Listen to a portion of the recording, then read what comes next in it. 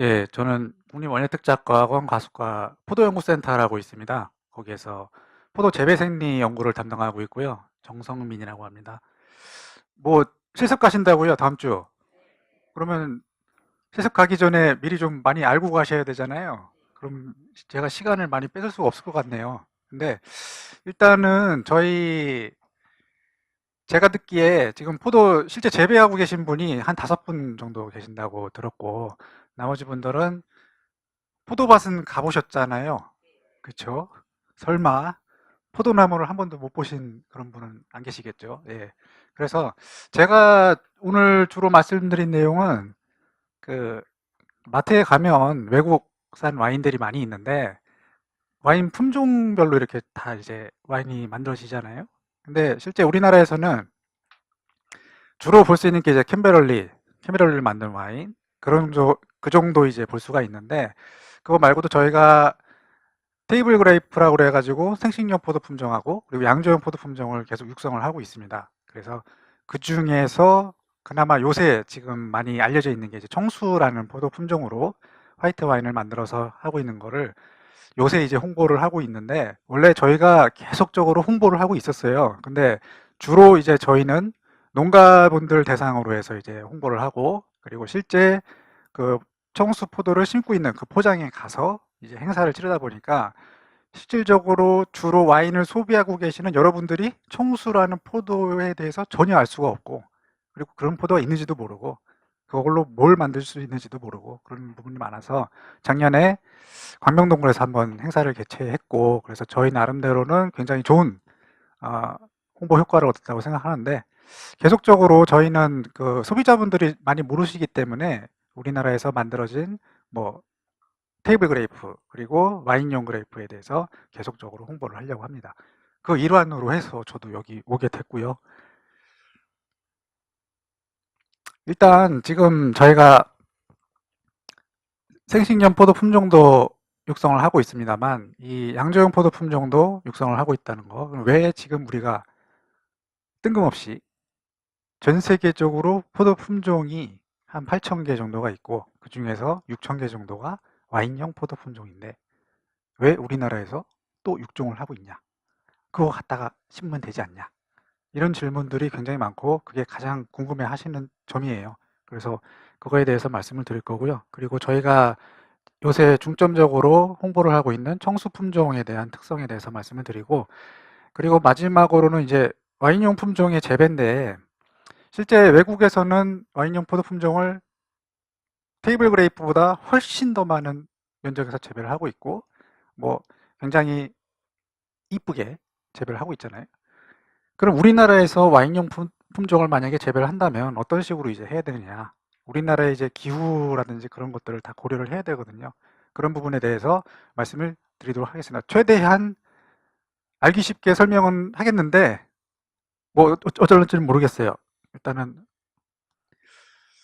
근데 뭐 와인용 포도 품종이 주로 전 세계적으로 이제 재배가 되고 있는 포도 품종이 뭐 몇 가지가 있습니다. 그 지역별로 각 나라마다 특별한 이제 포도 품종들을 그걸로 이제 만들고 그거랑 또 주품종이랑 브랜딩을 해가지고 하고는 있는데 주로 이제 빨간 거는 까베네 쇼비뇽이고 청포도는 샤도네이 가지고 이제 주로 만드는데 뭐 지역별로 또 이제 뭐 차이가 있죠. 근데 이렇게 주품종으로 와인용 포도 품종이 재배가 되고 있는 것들은 다 얘네들의 양조했을 때의 특성이 괜찮으니까 무난하니까 대충 양조해도 일정 정도 이상의 품질을 보장이 되니까 이런 것들을 많이 심는 거고 우리나라에서도 그러면 이런 포도 품종을 좀 심어보면 어떨까 생각을 합니다. 이거는 지금 포도의 원산지인데요. 포도라는 작목이 처음에 어디 지역에서 처음으로 만들어져 가지고 퍼졌냐. 흑해하고 카스피해 사이에 있는 이쪽 지역이 포도의 원산지로 알려져 있습니다. 근데 이쪽 지역 뭐 저도 안 가봤고 잘 모르시잖아요. 간략하게 얘기하면 사막이에요. 사막. 여름에는 비 한 방울 안 오고 가을하고 겨울철에만 비가 좀 이제 오고 이런 지역인데 우리가 말하는 흔히 말하는 지중해성 기후라고 하는 것들이 이 지역의 기후하고 비슷합니다. 그래서 우리가 그 유럽종 포도라고 얘기를 하는데요. 우리나라에서 지금 심고 있는 캠베럴리는 미국종 포도예요. 달라요. 거의 이제 자두하고 그 살구 정도의 차이 그 정도 보시면 될 거예요. 소금 같은데 종이 틀려요. 네. 비티스 비니페라고 우리나라에서 캠베럴리는 비티스 라브라스카 쪽입니다. 그래서 이게 약간 이제 형제 정도 되는 이제 포도인데 이쪽 지역 이제 사막 지역에서 처음 만들어진 유럽종 포도는 이 사람들이 이 지역의 기후하고 유사한 곳에 가져다가 심었어요. 주로 이제 이쪽 그리스 있는 친구들이 많이 이제 단 거다가 그걸 로마 사람들이 가져가서 본격적으로 이제 세계적으로 퍼지게 됐죠. 근데 이 퍼지게 된 게 다 이쪽 기후하고 유사한 기후를 찾아서 전파가 됐습니다. 제가 뭐 이렇게 이쪽 기후를 간략하게 설명을 드리면 일단 연중 기온 차이가 겨울하고 여름하고 이 기온 차이가 그렇게 크게 나지 않아요. 연중 온화한 기후를 가지고 있고 가장 큰 특징은 여름철에 비가 없어요. 비가 오더라도 겨울, 가을 요때만 이제 온단 말이죠. 우리나라 서울 같은 경우는 여름철에 이제 비가 집중적으로 오고 그래서 뭐 포도뿐만이 아니고 이 장마철에 지금 걸려 있는 여러 가지 과수 작목들이 있는데 복숭아, 블루베리, 포도 이런 애들이 비가 쏟아지는 가운데서도 고품질로 생산이 돼서 팔려야 되는 이런 운명을 갖고 있어요. 굉장히 힘든 조건에서 재배가 되고 생산이 되고 유통이 되고 있는 겁니다. 뭐 기후로만 보면은 우리나라에서는 재배하면 안 돼요. 부적지예요. 여름철에 비가 와장창 쏟아지는 데서 왜 그걸 심어가지고 그렇게 힘들게 재배를 하냐. 그런 식의 이제 얘기 들을 거예요. 세계적으로 보면. 근데 어찌 됐든 우리는 그걸 심어서 돈을 벌어야 되니까 이런 불량한 기후를 극복하고 지금 재배를 하고 있는 겁니다. 아까 원산지 말씀을 드렸는데 이쪽은 이제 터키 쪽인데요. 원산지랑 이제 가까운 그쪽이죠. 처음에 이제 포도 재배가 되었을 것이라고 이제 생각되는 이제 수용인데 뭐 수용이라고 할 게 없어요. 그냥 나무 땅바닥에 지멋대로 자라 있는 그런 형태입니다. 그래서 점점점으로 포도나무가 그냥 열 맞춰 심겨져 있고 이런 식으로 땅바닥에 달라붙어서 끼케야 포도만 한 5송이, 6송이 매달려 갖고 바짝 마르고 뭐 관수 시설 이런 것도 없죠. 말 그대로 이제 이슬만 먹고 자라는 이제 포도가 되는 거예요. 이런 식으로 이제 재배를 하는 이제 상황에서 점점 그러면 좀 이제 너무 땅바닥에 붙어 있으니까 얘를 좀 관리하기 편하게 조금 높여보자. 관수 시설도 좀 해보고 그런 식으로 해서 조금씩 이제 높이가 점점 이제 올라오죠. 그래서 이제 나무의 형태를 이제 띄기 시작하다가 근데 이제 포도라는 작목이 유인을 해줘야만 굉장히 잘 자랄 수가 있습니다. 포도나무를 그냥 유인을 안 하고 키우면 아까 처음에 보셨던 그 땅바닥에 기어다니는 그런 형태의 포도나무가 됩니다. 그래서 포도 농가에서도 뭐 다 저기 하지만 유인을 제때제때 해주고 그렇게 해줘야만 쭉 곱게 길게 잘 생장을 할 수가 있습니다. 이런 식으로 이제 나무의 형태를 띠고 이게 뭐 또 이제 밀식으로 이제 들어가기 시작하고 그 다음에 이거는 이제 먹는 생식용 테이블 그레이프 수영인데 테이블 그래프에 가면 이제 뭐 양쪽으로 Y자로 이제 벌려서 조금 더 재배가 편하게 그런 식으로 이제 되는 이런 수영까지 이제 발전을 하게 되죠. 뭐 최후창기에 포도라는 작목을 이제 키워서 이제 생산하는 단계가 이런 식으로 이제 발전이 됐다라고 이제 보는데요. 뭐 외국 같은 경우는 뭐 여기다가 뭐 센서를 달아서 이게 얼마만큼 무거워지면은 내 밭에 생산량이 얼만큼 되겠다. 뭐 이런 정도까지도 이제 자동으로 저기를 하고, 그리고 수영이 여름철에 비가 안 오다 보니까 내가 관수량을 조절하는 대로 포도나무의 생장을 조절할 수가 있어요. 외부에서 비가 많이 쏟아지게 되면 땅속에 있는 양분이 나무한테 흡수가 돼서 내가 원하지 않았는데도 나무가 굉장히 왕성하게, 무성하게 자라게 돼요.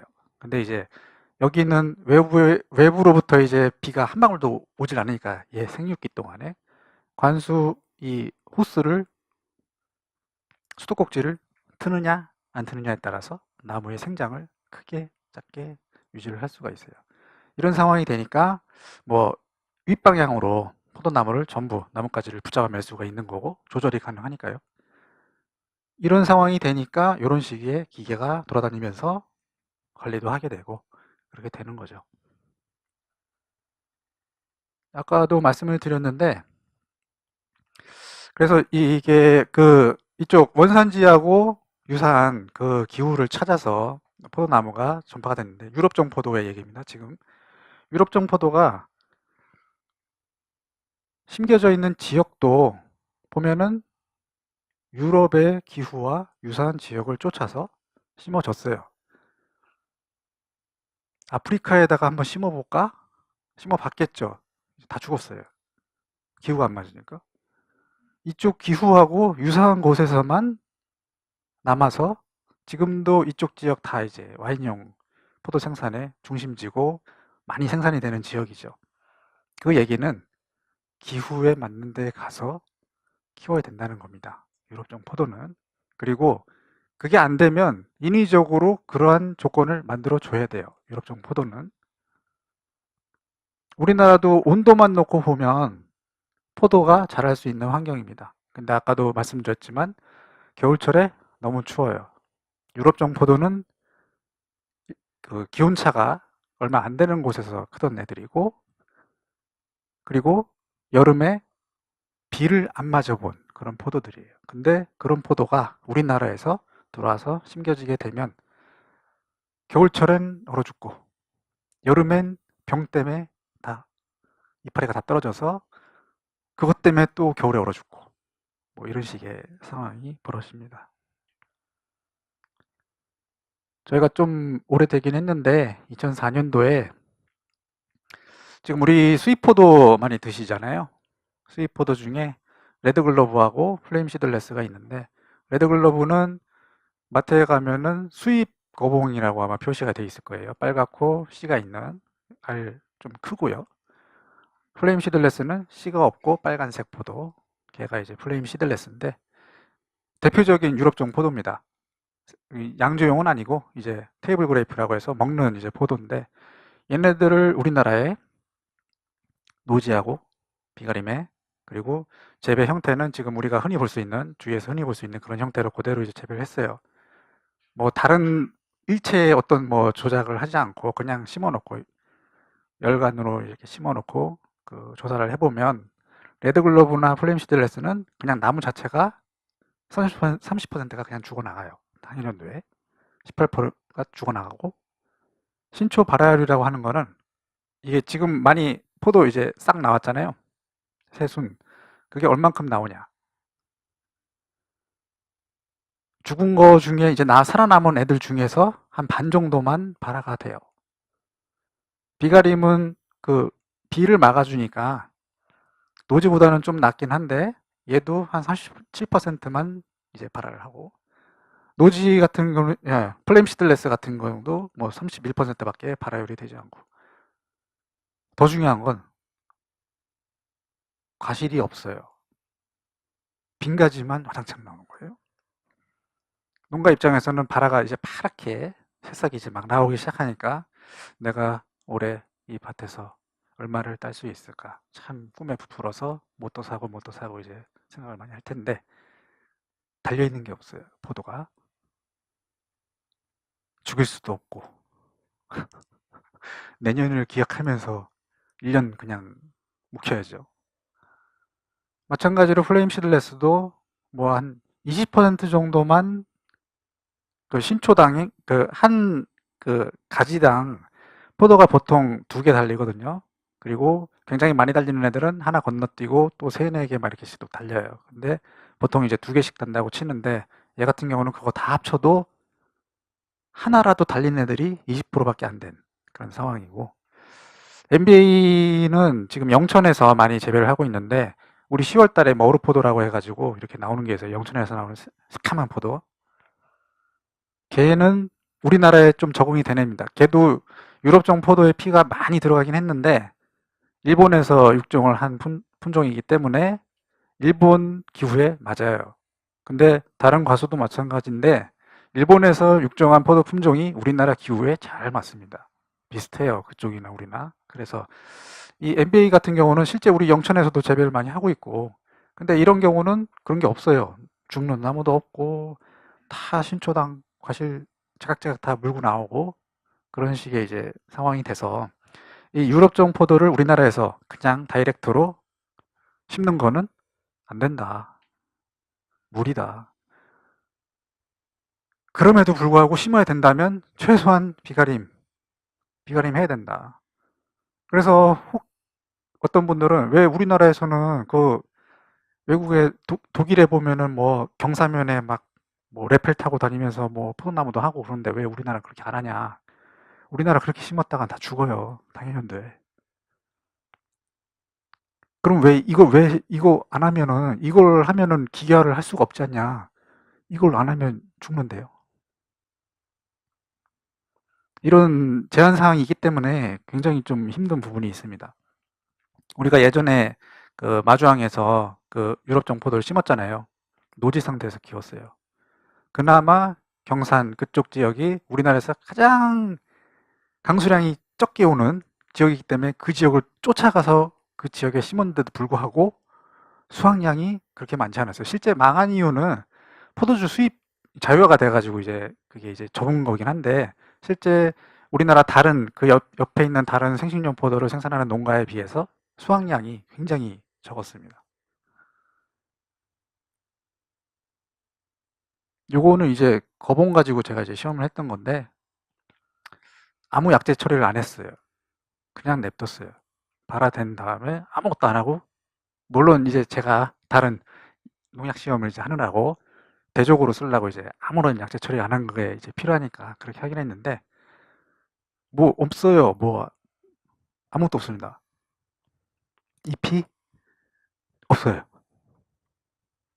그러면 당연연도에 뭐 수확 못하는 건 당연하고 이게 나무가 죽어요. 그냥 이런 나무는 100% 갑니다. 그냥 죽어요. 근데 거봉은 그나마도 우리나라 기후에 알맞게 개량이 된 애예요. 일본에서 육종이 돼서 이제 들어온 애기 때문에 우리나라 일본 기후에 어느 정도 적합하다라고 판단이 되는 포도 품종인데도 불구하고 노지 상태에서 약제 병제를 안 하면 녹균병 때문에 이런 식으로 잎이 다 떨어져 나갑니다. 우리나라는 벼농사 짓기에 가장 최적의 기후 조건을 타고났습니다. 벼농사 짓기에는 정말 좋은 최적의 이제 입지 조건인데 그에 비해서 다른 작목들을 키우는 데는 너무 이제 힘든 부분이 많아요.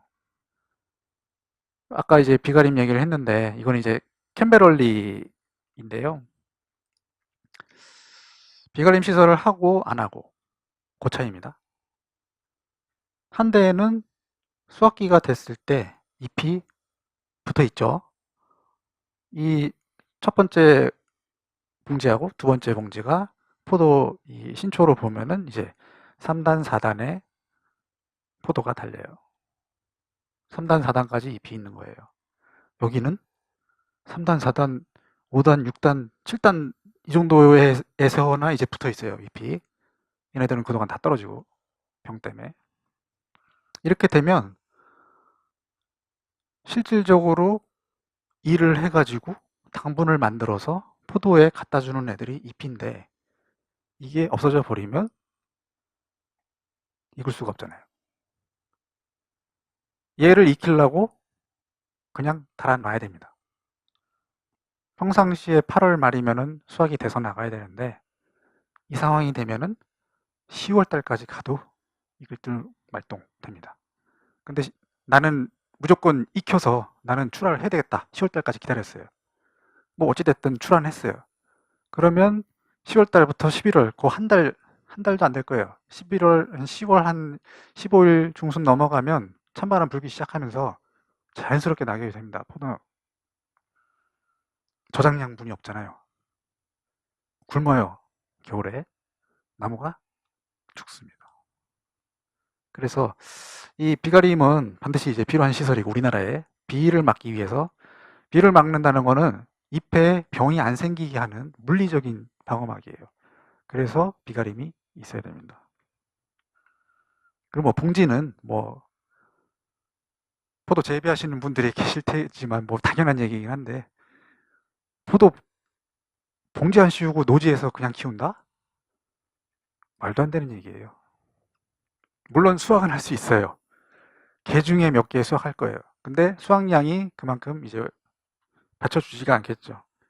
일단 비를 맞기 시작하면, 탄저병은 빗물로 이제 전염이 되는 애들이기 때문에 비를 맞으면 하나만 탄저병이 걸려도 나머지 과실이 싹 같이 전염이 됩니다. 그래서 이런 식으로 완전히 못 쓰게 되는 반면에, 봉지 안 씌우고 뭐 그냥 놔두면, 얘는 봉지를 씌우고 뭐 이제 노지 상태에서 두면 뭐 이파리 다 떨어지고 뭐 그런 상황이 되더라도 어쨌든 과실은 멀쩡해요. 그래서 포도 봉지는 과실을 병이 안 나게 하는 거고, 비가림은 잎이 병이 안 나게 하는 그 역할을 가집니다.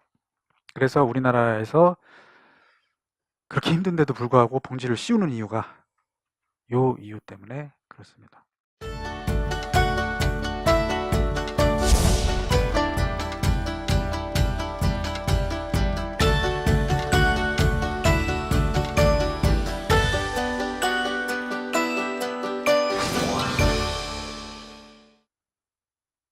아까도 뭐 이제 말씀을 드렸는데, 그래서 지금 대부분의 이제 노지에서도 되죠. 캠베럴리 노지에서도 지금 하긴 하는데, 다 이제 봉지 씌워서 이제 재배를 하시고.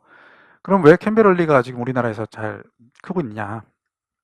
아까 말씀드렸던 수입 포도는 누가 그 포도를 유통을 시키냐 하면 그 유통업자의 선택이에요. 걔보다 더 맛있는 포도 엄청나게 많습니다. 그럼에도 불구하고 세계적으로 생산이 돼서 유통이 되는 건 유통업자가 유통하기 편해서 그래요. 어떤 점이 있냐면, 걔네들은 저장이 굉장히 좋습니다. 저장력이 좋아요. 탈립도 안 돼요. 과실 과경은 다 말라 비틀어져도 포도 알은 그대로 살아있어요. 네. 그러니까 창고에다 집어넣어 놓고 자기네들 맘대로 그 가격을 봐가면서 출하 조절이 가능해요.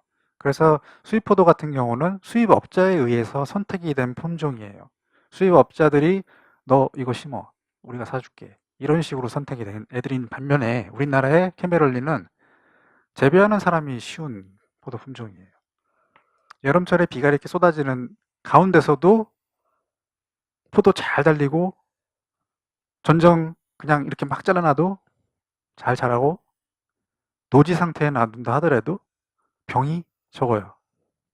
갈색 무늬병만 방지하면 돼요. 걔만 잡으면 항상 많은 수확량을 가져오기 때문에 마시고 뭐고 간에 어쨌든 그게 선택이 됐어요. 가장 쉬운 포도 품종이. 그래서 우리나라의 포도 상황은 재배하는 사람에 의해서 포도 품종이 지금 선택이 돼 있고, 수입 포도 같은 경우는 유통업자의 선택에 의해서 포도 품종이 선택이 돼 있습니다. 소비자는 없어요. 일단 소비자들이 원하는 거는 직접 거기 가셔야 돼, 농가에. 하우스 이렇게 막 해가지고 여러 유럽종 포도 심는 농가들 많이 있거든요. 그런데 가서 이제 직접 이제 사 드셔야 되는 상황이고. 예, 우리나라가 이제 여름철에 비가 많기 때문에 비가림을 안 하고 유럽종 포도처럼 이렇게 신초를 위쪽 방향으로 이렇게 해놓으면 이런 식으로 관리할 수 없을 정도로 엄청나게 막 도장을 합니다. 왕성하게 무슨 덤불처럼 막 그냥 막 자라요. 비를 막을 수가 없기 때문에 그래요. 땅속에 비료라도 안 넣으면 다행인데, 비료는 엄청 집어넣고, 비가 오니까 비물에 녹아서 비료 성분이 들어가서 나무에 흡수가 되고, 그걸 빨아먹어서 엄청나게 막 커 나가고. 근데 나무가 자기만 크면은 열매가 좋을 수가 없어요. 자기만 크게 놔두면 안 돼요. 전정을 하는 이유가 거기에 있잖아요.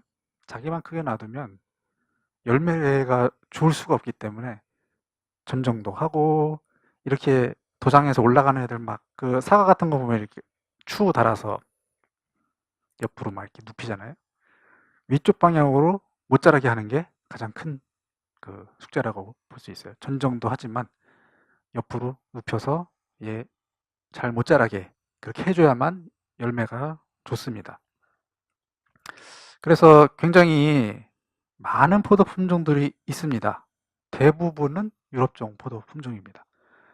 이 사람들에 의해서 포도가 계속 육종이 되었고, 이 사람들의 필요에 의해서 계속 만들어졌는데, 문제는 그 비티스 비니페라라고 하는 유럽종 포도의 풀 안에서 계속적으로 교배가 되고 그렇게 됐기 때문에 기본적인 성질이 다 그쪽 기후에 알맞는 포도 품종들이 만들어졌어요.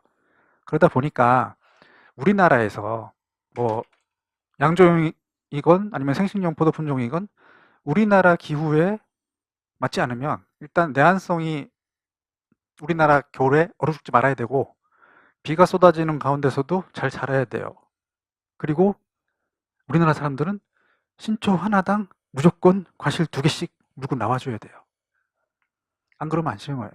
왜냐하면 이미 캠베럴리라는 포도를 경험을 했기 때문에, 걔보다 뭐 얘는 하나밖에 안 달려? 그럼 아이 잘라. 걔만큼은 나와야 돼요. 근데 정말 어려워요. 유럽종 포도의 그 특징이 신초당 과실 하나씩 안 몰고 나오는 경우가 많아요. 원래 특징이. 특히나 우리나라처럼 짧게 전정을 하는 경우에는 더더욱 그래요. 이게 나무의 그 결과 습성도 약간 다른데요. 우리 이제 국내산 포도 많이 볼 수 있는 캠베럴리, 거봉, MBA인데, 이 캠베럴리 잎은 많이 보셨을 거예요. 왔다 갔다 하시면서 뭐 이런 식으로 생겼고, 이제 미국종 포도의 이제 이파리 모양이고, 유럽종 포도로 갈수록 이렇게 막 이빨처럼 이렇게 돼 있고, 잎도 얇고 이런 식으로 돼 있습니다. 이렇게 끝에가 이빨 모양처럼 이렇게 돼 있고, 그리고 잎이 오각형으로 가요. 여기 지금 얘가 더 튀어나와야 되는데, 하나, 둘, 셋, 넷, 5개. 하나, 둘. 얘는 조금 이제 많이 개량된 형태예요. 거봉은. 캐메롤리는 그냥 새꼭지 정도만 보이죠. 유럽종의 흉질이 가까우면 가까울수록 잎이 오각형을 띠고 이빨 모양으로 변하면서 과실이 탈립이 안 되고 아삭아삭해지고 껍질째 먹는 그런 형태가 되고, 껍질 분리가 잘 안 되고 저장성이 좋아지고 그런 특징으로 갑니다. 유럽종의 피가 많이 들어갈수록. 그래서 아까 말씀드린 대로 저희가 그럼 일단 최소한 우리나라 겨울을 버텨야 되고, 그리고 비가 이렇게 막 쏟아지는 환경에서도 병이 좀 없어야 되는 그런 포도를 만들기 위해서 미국종 포도에다가 유럽종 포도를 교배를 해서 유럽종의 좋은 형질만 끌어다가 캠베롤리와 비슷하게 그런 포도를 만들기 위해서 육종을 해왔습니다.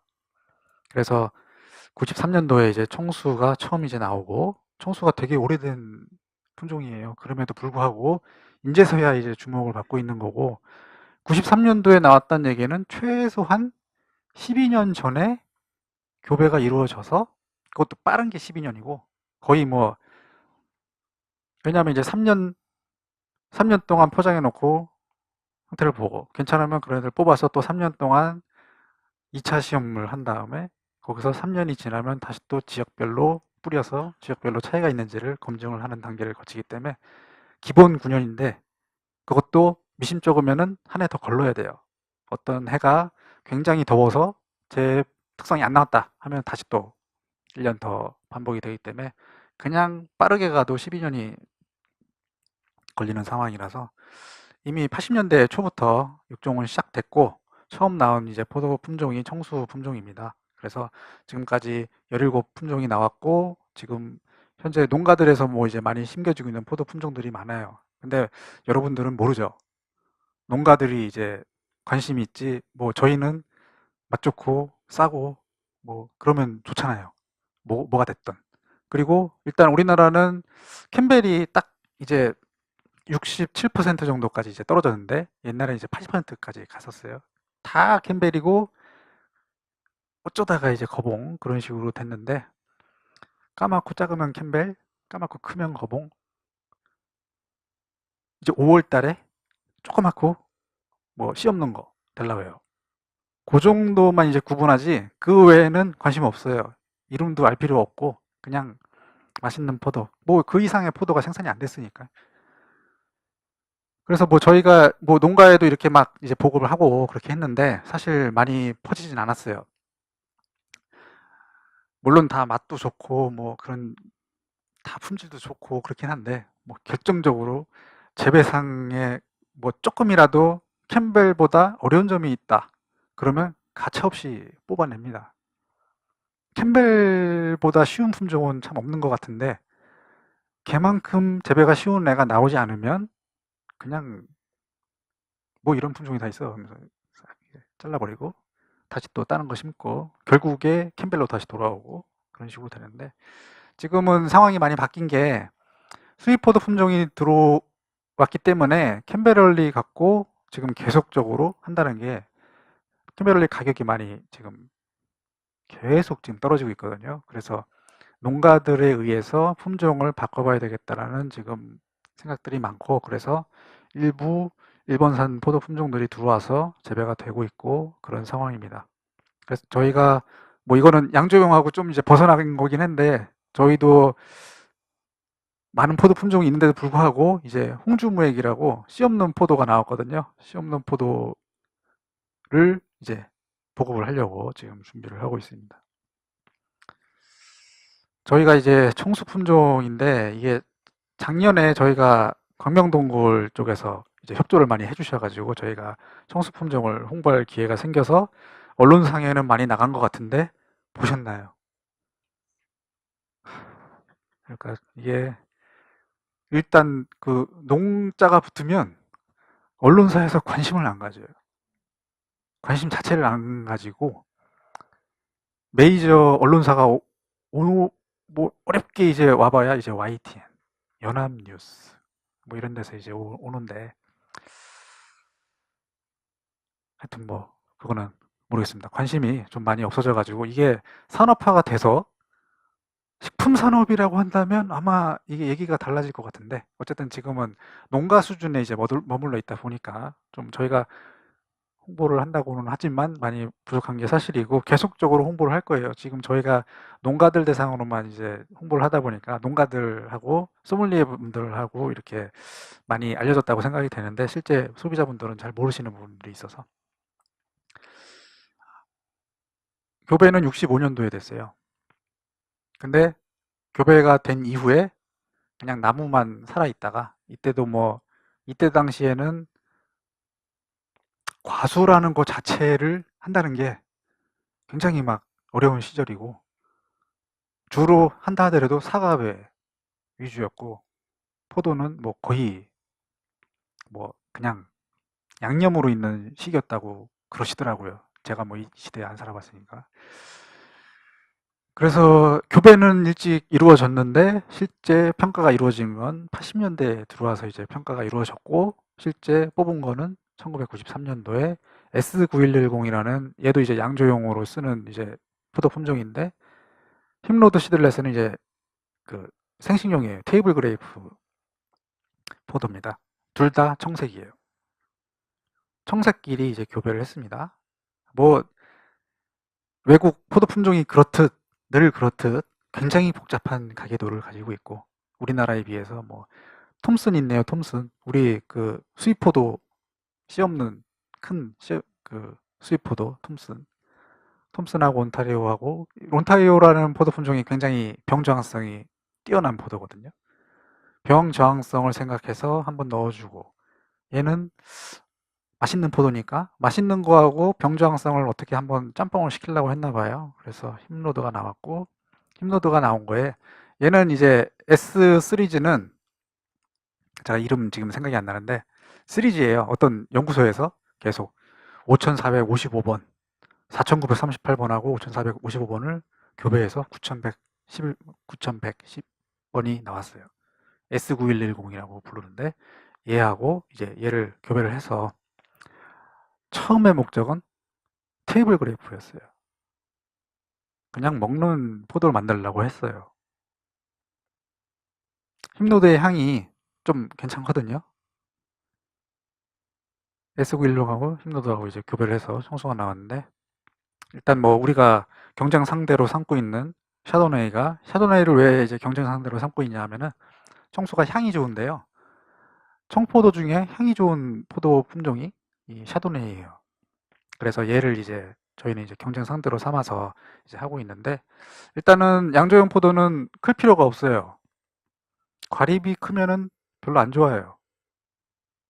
왜냐하면 탄닌 함량이 높아야 되는데 이게 사이즈가 커봐야 종자의 부피가 작기 때문에 잘 짜잘하고 종자 많이 들어있고 이러면 양조적성이 좋아요.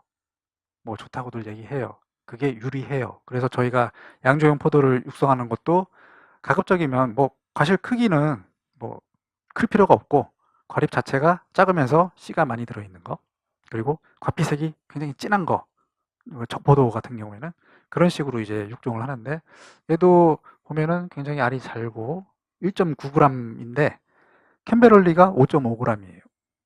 우리 캔베럴리가. 근데 그에 비해서 거의 반도 안 되는 짜잘한 포도 알에 잘 익으면은 안에 씨가 이렇게 보여요. 투명하게. 청수는 처음에 이제 생식용으로 이제 하다 보니까 알 사이즈도 좀 어느 정도 되고 과실 사이즈도 어느 정도 되는 걸로 이제 선발을 했습니다. 이게 이제 각각의 얘가 엄마고 얘가 아빠고 나온 애가 청수 요겁니다. 샤도네이하고 이제 사이즈를 비교해 보면 차이가 많이 나죠. 그래서 생긴 거는 힙노드 쪽을 많이 닮았어요. 왜냐면 이제 요 모양이 얘는 약간 이제 타원형 비슷한데 청수는 동글동글하고 힙노드 아빠의 특징을 좀 많이 닮았네요. 아빠 쪽에 많이 닮았고 그리고 향도 좀 많은 부분이 이쪽에서 많이 왔습니다. 그래서 이 청수 품종이 나왔는데 이 청수 품종이 그동안 이제 생식용으로 이제 보급이 많이 됐다가 청포도에 좀 한계가 있어요. 주 시장은 까만 거거든요. 까만 거가 많이 찾고 청포도는 여름에 청량감 비슷하게 산도가 높은 걸로 먹습니다. 이게 와인도 그렇잖아요. 근데 테이블 그래프도 좀 그런 경향이 있습니다. 그래서 이게 소비가 좀 잘 안 되고 그러다 보니까 이제 저희가 양조를 해봤어요. 양조를 해봤는데 향이 굉장히 좋았습니다. 일단 얘는 우리나라 기후에 맞게 육성이 된 애기 때문에 우리나라 어딜 갖다가 심어놔도 절대 안 죽어요. 겨울철을 그냥 노지에다 심어놔도 안 죽습니다. 캔베럴리 심는 데는 다 재배가 돼요. 그리고 아까 유럽종 포도 말씀드렸듯이 신초 하나에 그 세 가지 하나에 과실이 반드시 달려 있어야 되거든요. 얘는 3개, 4개씩 달려요. 그 없애는 게 일이에요. 오히려 반대로. 캔베럴리는 2개 정도 달리고 위에 잘하면 이제 하나 더 달리거든요. 그럼 이제 그거 제거하고서 2개씩 이제 달아놓는 식으로 관리를 하는데 얘는 굉장히 풍산성입니다. 더 많이 생겨요. 다 달면 안 되죠. 다 달면 못 익히니까. 물론 이제 정리는 해야 되는데 빈가지가 이제 없고 꽃돌이 형상도 꽃돌이라고 하는 거는 이게 꽃이 피면 다 수정이 돼가지고 포도 알이 돼야 되는데 포도 알이 안 되고 다 이제 막 쏟아지는 경우가 있어요. 포도에 포도 알이 막 한 5개 달려 있는 그것도 이쁘게 한 군데에 뭉쳐서 5개 달려 있으면은 그거라도 잘라서 파는데 듬성듬성 이제 5개 달려 있으면 아예 팔 수가 없죠. 그래서 뭐 재배적인 특성은 굉장히 좋습니다. 뭐 캔베럴리 키우듯이 그냥 키우면 돼요. 그래서 이 포도 품종을 가지고 그동안 저희가 어느 시기에 양조를 하면 되냐? 뭐 이 포도알이 포도 씨가 완전하게 성숙이 되면 그 이후에 포도 과립이 경도가 좀 이제 물러지면서 당분이 차기 시작합니다. 포도알이 굉장히 딱딱하다가 포도 씨가 딱 만들어진 동시에 포도알이 물렁물렁해지면서 그 안에 이제 당분이 이제 차지기 시작하는데, 그 시기부터 저희가 뭐 일주일 단위로 따가지고, 물론 이렇게 노랗게 되면은 색깔은 굉장히 좋아요. 색깔은 굉장히 좋은데 실질적인 그 양조적인 적성이 그렇게 좋아지진 않습니다. 그래서 지금 뭐 여기는 결과만 일단 해놨는데, 청수에 있어서 가장 좋은 향을 느낄 수가 있는 그 당도 17브릭스, 그리고 산도는 0.7. 산도가 가장 키포인트예요. 화이트 와인에서는 산도는 굉장히 중요해요. 산도를 잘 맞춰야 됩니다.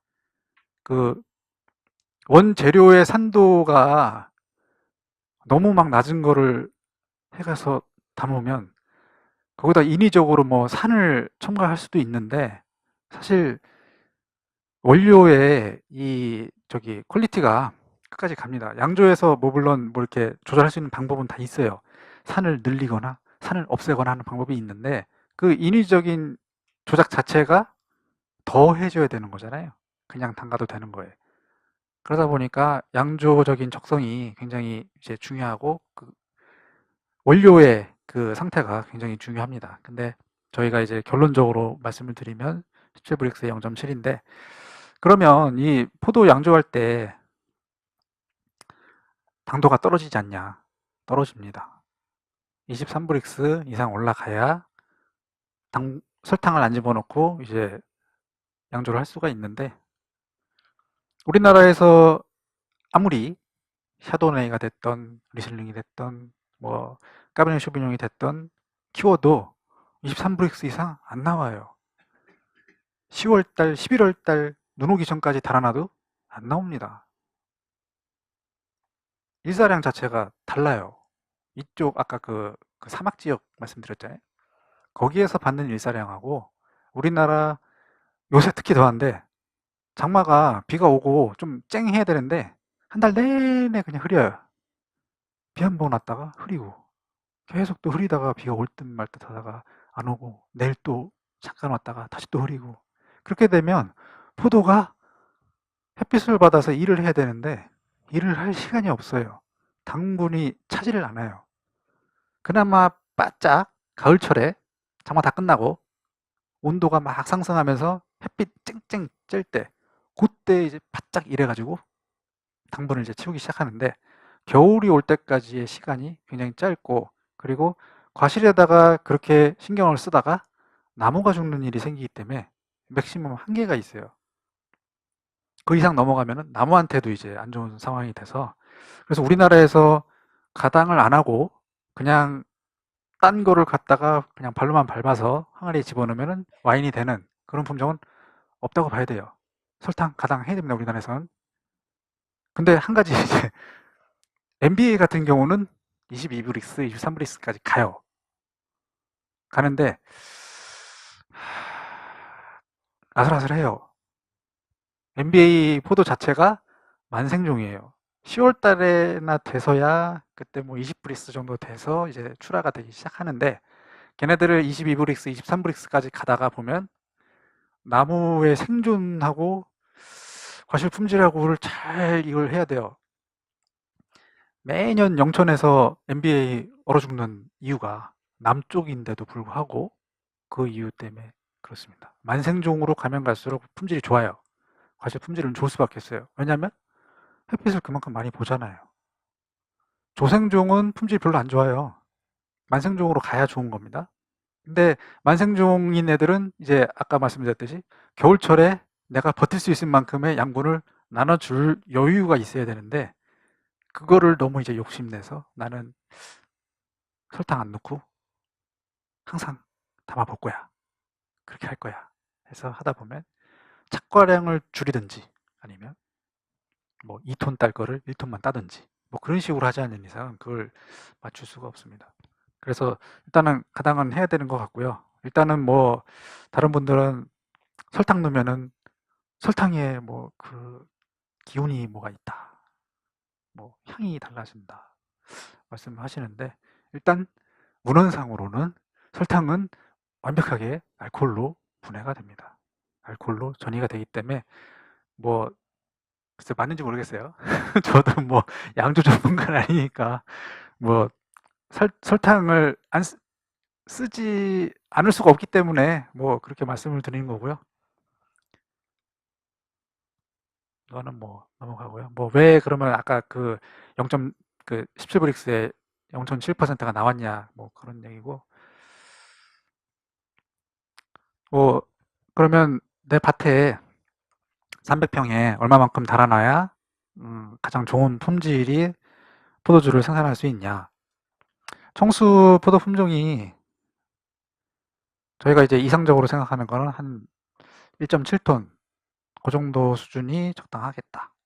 이거를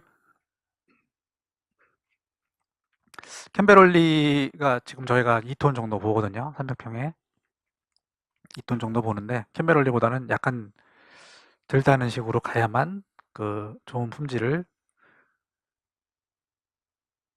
이제 와인을 담을 수 있는 그런 포도를 생산을 할 수가 있는 거고요.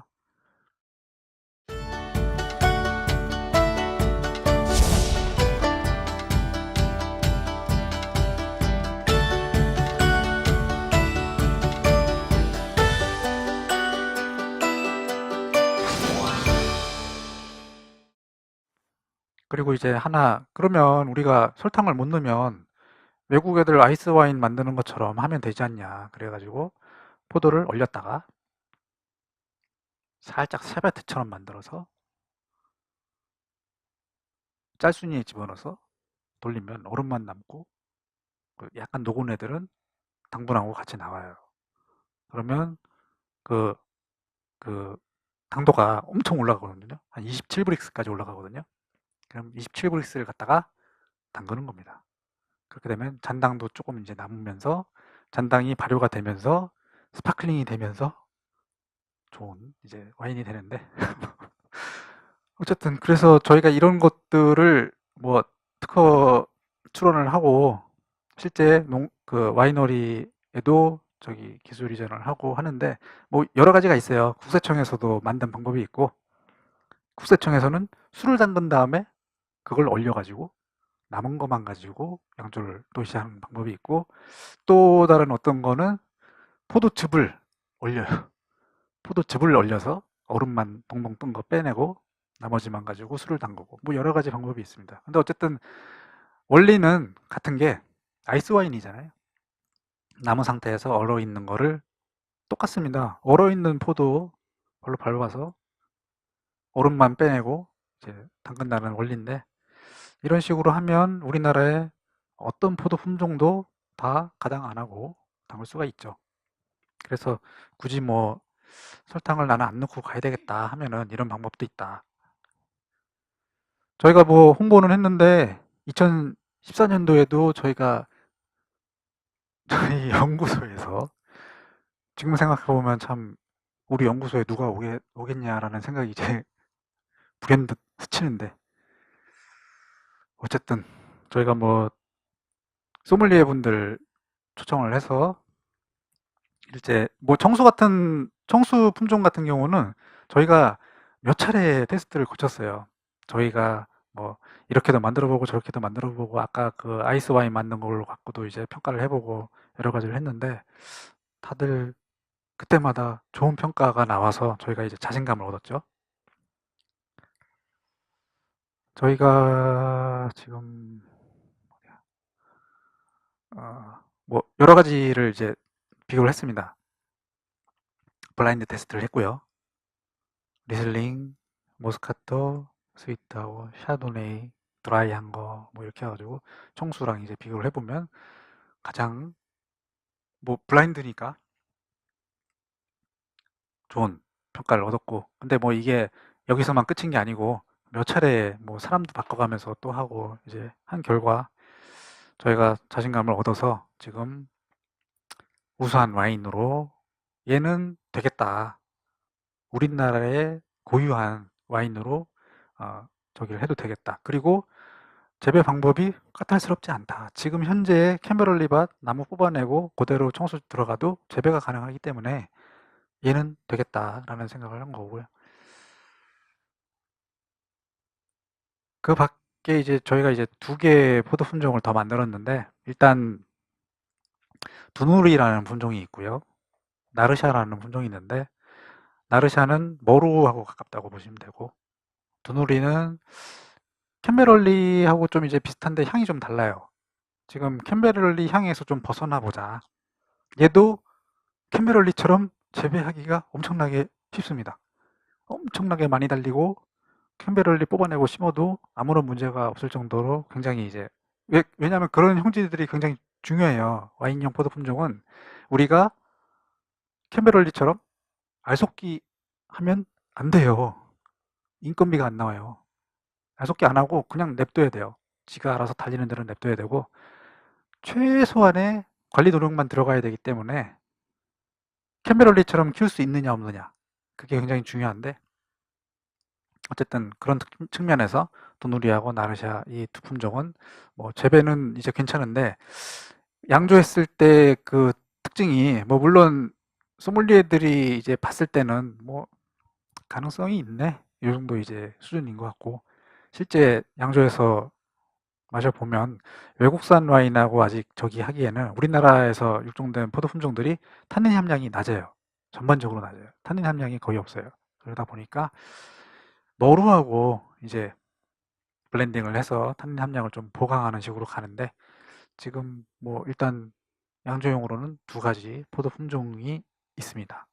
이것들은 나르샤는 아직 그 소믈리에들한테 제대로 된 아직 평가가 안 됐고, 품종 뽑을 때 이제 테스트한 거밖에는 아직 테스트된 게 없고, 본격적으로 이제 양조를 해서 테스트를 할 생각이고, 두누리 같은 경우는 뭐 그렇네, 뭐 괜찮네 이 정도까지만 됐어요. 그래서 저희가 아직 확신을 못 갖고 있고, 뭐, 뭐 계속 테스트는 계속 될 겁니다. 어찌됐든 재배하기가 굉장히 편하기 때문에. 그다음에 이제 제가 시간을 많이 뺄 수는 없고, 양조용 품종의 재배인데 이제 재배적인 사항에 대해서 말씀을 드릴 거예요. 지금 우리나라 아까 말씀드렸듯이 외국의 포도밭을 보면은 이런 식으로 울타리식의 수형이 구성되어 있습니다. 얘네들은 이 나무의 크기 그리고 자라는 것을 관수량으로 조절이 가능하기 때문에, 생육기 중에 관수량으로 조절이 가능하기 때문에 이런 식의 수형이 가능합니다. 아까 말씀드렸듯이 우리나라에서는 비가림이 꼭 이제 들어가야 되는 상황이고, 외국에서는 관수량에 따라서 이제 그 나무 모양 아니면 크는 걸 조절이 가능하기 때문에 여러 가지 수형이 가능해요. 여기에서는 이제 포도가 이쪽에 달리거든요. 하나만 있으니까 수량을 좀 더 늘려야 되겠다. 그럼 두 개를 만들고, 하나는 위로, 하나는 밑으로.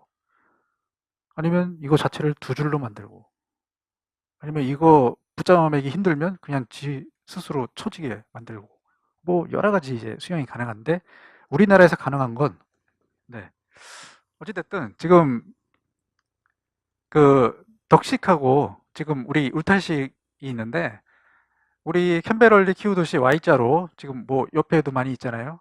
그게 이제 울타리식이라고, 울타리식의 약간 변형된 형태고 울타리식이고, 천안 안성 지역의 경부고속도로 타고 가다 보면 양옆으로 보이는 등나무처럼 돼 있는 그게 이제 덕식 수형입니다. 두 가지가 이제 가능해요. 두 가지가 가능한데, Y자로 가는 거는 그게 전정 방식에 따라서 두 가지 수형이 이제 바뀝니다. 울타리식으로 가는 그 Y자 계량일자형 수형은 단초 전정이라고 해서 새로 이 자라난 신초를 눈 두 개만 놔두고 잘라요. 그래서 캠베럴리밭 겨울철에 가시면 다 짧게 몽당몽당 이렇게 다 연필을 꽂아놓은 것처럼 그렇게 전정이 되어 있습니다. 근데 이제 덕식으로 하는 거는 전년도에 나온 신초를 길게 잘라요. 눈이 한 6개에서 8개 정도 놔두게. 왜냐하면 그렇게 해놔야만 그 6번째부터 8번째에 나온 새 가지에서 과실이 달립니다. 근데 캠베럴리, 거봉 같은 애들, 그 유럽종 포도 품종들을 캠베럴리처럼 전정을 해놓으면 발화가 아예 안 되거나 발화가 되더라도 과실이 없는 애들만 나와요. 그래서 그런 유럽종 포도 품종들은 길게 전정을 해놔야 됩니다. 근데 이 길게 나온 애들을 효과적으로 잘 분산을 시켜놔야 이 광을 잘 보기 때문에 이 위에다 다 널어놓은 거예요. 더 일단은 뭐 우리 캠벨 아시겠죠? 장초 전정의 개념이 그러니까 우리는 이제 여기에 끝에 있는 요 끄트머리만 쓰는데 요 쓰는 부분을 굉장히 길게 놔두는 겁니다. 요게 이제 장초 전정이라는 거고 얘가 단초 전정이라는 건데 보면 이런 식이죠. 지금 캠벨이 이제 얘는 이제 계량혈자형이고 밑에 이제 화성이나 조금 오래된 포도밭 가면은 무릎하게 이제 있는 애들이 있어요. 포도 막 이렇게 있어갖고 쭈그리고 다니면서 이제 포도 따는 그런 데가 이제 웨이크만식이고 이 두 가지 이제 수형이 있는데 요건 이제 아까 말씀드렸듯이 짧게 전정하는 방식이 가능하기 때문에 이런 걸 쓰고 뭐 이거를 아예 덕으로 올릴 수도 있고 아까 그 덕식에 올렸다는 그 천안안성에 그거는 이런 식으로 길게 놔둬요. 길게 놔둬서 세로 가지를 한 3개 정도 받아요. 여기 또 잎이 막 잔뜩 달리겠죠. 그러니까 얘네들은 송이가 사방팔방에 흩어져 있어요. 쫓아다니면서 알속기 해야 되고 쫓아다니면서 봉지 씌워야 되고 그것도 천장을 쳐다보면서 하루 종일 힘들죠. 엄청 힘들어요. 하루 종일 이 천장을 쳐다보면서 일한다는 게 굉장히 어려운 일인데 그럼에도 불구하고 그렇게 이제 하신다는 거죠. 그것도 모자라서 이제 천안안성에서는 그 유럽종 포도 피가 좀 많이 들어갔다고 그랬잖아요. 거봉이 얼어 죽을까 봐. 겨울이면 또 묻어요. 얘를 또 다 끄집어 내려서 둘둘둘 말아서 미이라처럼 만들어서 땅속에 묻었다가 봄이 되면 다시 캐내서 얘를 또 이렇게 막 널어놓고 다시 또 키우다가 다시 또 그걸 계속 반복합니다. 돈이 되니까요. 거봉이 비싸잖아요. 캠벨보다. 돈이 되니까 그 고생을 감수하고서라도 그렇게 지금 재배를 하는 겁니다. 근데 이제 한 가지 아까 이제 유럽종 포도 품종을 이런 식으로 재배하면 빈가지만 잔뜩 나오고 과실이 안 달린다고 했잖아요. 그거는 아까 장수전전처럼 이렇게 해놔야 처음에 첫 번째, 두 번째, 세 번째가 과실이 없는 애가 나온다 하더라도 그 이후에 나오는 애들이 과실이 달리기 때문에 이런 식으로 유인을 해주면 유럽종 포도 품종도 지금의 비가림 하에서 키울 수가 있습니다. 그래서 요 가운데가 이제 B잖아요. 그러면 하나를 더 받아서 이쪽에다가 과실을 달아줄 수 있게 이런 식으로 유인을 하면 유럽종 포도도 키울 수가 있는데 실제 이거는 저희 여기 수원에 포장이 있을 때 그 리슬링이라든지 S9110 뭐 샤도네이 이런 애들이 캠벨처럼 다 싹둑싹둑 잘라놓으면 과실이 하나도 안 달리거든요. 어쩔 수 없이 저희가 이런 식으로 이제 해서 키웠습니다. 키워가지고 이제 과실을 따서 이제 양조를 하고 그랬는데 어쨌든 이런 방식을 따르면 지금 비가림 하에서도 양조형 포도 품종, 뭐 유럽종 포도 품종을 키울 수가 있는 거고요. 뭐 겨울철에 이제 전정했을 때의 모습이 이런 식으로 매년 새로 갱신을 하는 거죠.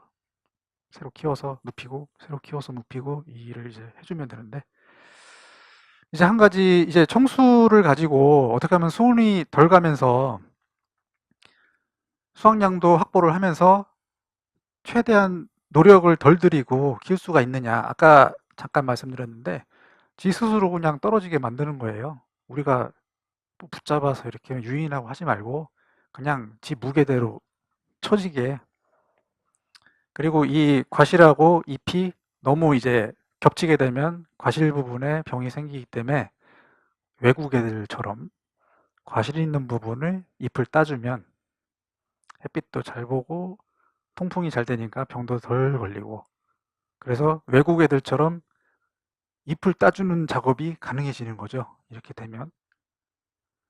그래서 이런 식으로 이게 뭐 우리나라에서 만든 건 아니고 뉴욕 그 과수 시험장에서 그 뉴욕주의 제네바라는 곳에 있는데 그곳에서 만들었다고 해서 제네바 더블 커튼이라고 하는데 이런 식으로 밑으로 처지게. 그래서 이거를 저희가 3년 동안 시험을 해서 이론상으로 보면은 주지가 2개가 있으니까 수확량도 2배가 돼야 되는데 2배까지는 힘들고 왜냐하면 이 안쪽에 있는 애들이 다 겹쳐요. 겹쳐가지고 이 안쪽에 있는 애들이 과실 품질이 그렇게 좋지가 않습니다. 그래서 겹치는 부분을 좀 이제 손해를 감수하고라도 일단은 1.7배 정도, 뭐 1.5 정도는 이제 수확량이 더 늘어날 수 있고 과실 품질은 그대로 이제 가면서요.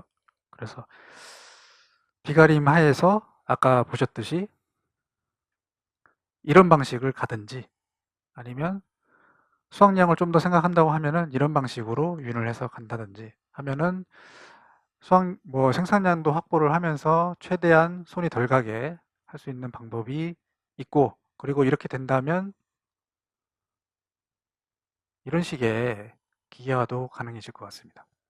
그래서 뭐 이거는 저희 지금 희망 사항이고 저희 밭에서 지금 인제 저렇게 유인을 해놨으니까 저희가 2015년도에 이전을 했거든요. 아마 수원에 계속 있었으면은 지금 이런 정도의 프로토타입이 나와가지고 했을 텐데 지금 저희가 전주로 이전을 하는 바람에 좀 까먹었어요. 시간을 한 3년 정도 지금 까먹었는데 어쨌든 올해까지는 힘들고 내후년 정도 내년 정도면 이와 비슷하게 뭐 테스트 해갖고 혹시 제가 뉴스에 나오게 된다면 아는 척을 해주시면 좋을 것 같고 그렇습니다. 예, 제가 뭐 길게 끌 수는 없어서 제가 생각하는 이제 우리나라에서 와이너리 모델이라고 이제 하는 거예요. 그냥 제 적인데 한 요 정도가 한 2,000평 정도 돼 보이고 요게 이제 1,000평 정도 돼 보이는데 뭐 뒤에는 모르겠고 한 요 정도? 한 3,000평 정도? 근데 3,000평을 캐메럴리처럼 그렇게 유인해서는 3,000평 못 해요, 부부가. 부부가 맥시멈으로 새벽별 보고 저녁에 이제 달 보면서 들어와서 할 수 있는 게 2,000평 정도?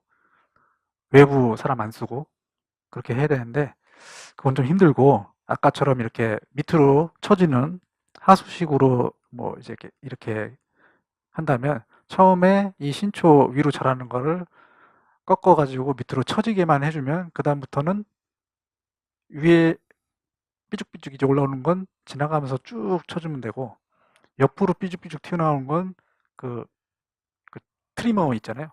전정 트리머 그걸로 지나가면서 이렇게 쫙 자르면 되거든요. 밑에 질질 끌리는 거는 그것도 지나가면서 이렇게 자르면 되고 이 중간에 이 잎이 가리는 부분은 그것만 이제 사람이 좀 이제 가면서 따주면 되고 그래서 만약에 이런 식의 수영이 가능하다고 하면 뭐 가능하죠. 가능한데 이것도 이제 기계화가 가능하다고 하면 일단 기계화가 돼야 이런 식으로 관리가 되니까 근데 일단은 뭐 요 정도 선이 되면 우리나라에서도 일정 정도 수량을 확보를 할 수 있고 일단은 와인에 재고가 쌓여 있어야 그걸 갖다가 뭐 어디 협상을 하던 뭐 내가 팔 뭐 그런 걸 할 수가 있으니까 이상향입니다. 이상향. 저의 이상향. 요런 게 좀 나와줬으면 좋겠고 그리고 일단은 저희가 계획을 하고 있는 게 처음에 이 포도 양조를 하기 위해서 접근하기가 너무 어려워요. 다 개별적으로 와인 박사가 돼야 되고 와인 양조를 막 전공해야 되고 그에 따른 설비 같은 것도 다 내가 일일이 쫓아다니면서 하나하나 남들이 다 그렇게 해왔던 길을 나도 똑같이 가야 돼. 근데 그런 거를 좀 줄이기 위해서 모르겠어요. 이런 거에 관이 개입하면 어떨지 모르겠는데 좀 이제 표준화된 모듈 같은 걸 만들려고 하거든요. 그래서 내가 뭐 만 병을 생산하고 싶다. 그럼 만 병을 생산하는데 필요한 기자재 목록 아니면 거기에 들어가는 양조 프로토콜 이런 것들을 좀 이제 모듈화하면 거기다가 이제 하나 더 붙이면 이제 2,000명 생산하는 거고, 뭐 거기 10개 붙이면 이제 2만 명 뭐 생산하는 거고, 그런 식으로 이제 될 수 있을 것 같아서 그런 식의 과제를 지금 구상을 하고 있습니다. 뭐 만약에 잘 된다고 하면 내년부터 그 충북의 와인 연구소하고 저희하고 그 농가원의 발효식품과하고 같이 일을 할 수 있을 것 같은데, 그런 것들이 되면은 그런 거를 기반으로 해서 여러분들이 와인의 양조 적성을 독특하게 개량하고 아니면 좀 더 수준을 높이고 하는 것들은 여러분들의 이제 몫이거든요. 표준화가 된 상태에서 플러스 알파를 더해서 새로운 형태의 와인을 만들고. 근데 그 기반을 다지는 것 자체가 지금 현재는 아무것도 없는 거예요. 그냥 맨 땅에 다 이제 헤딩을 해야 되는 시기라서, 그래서 그런 것들을 기획을 하고 있습니다. 이상 마치겠습니다.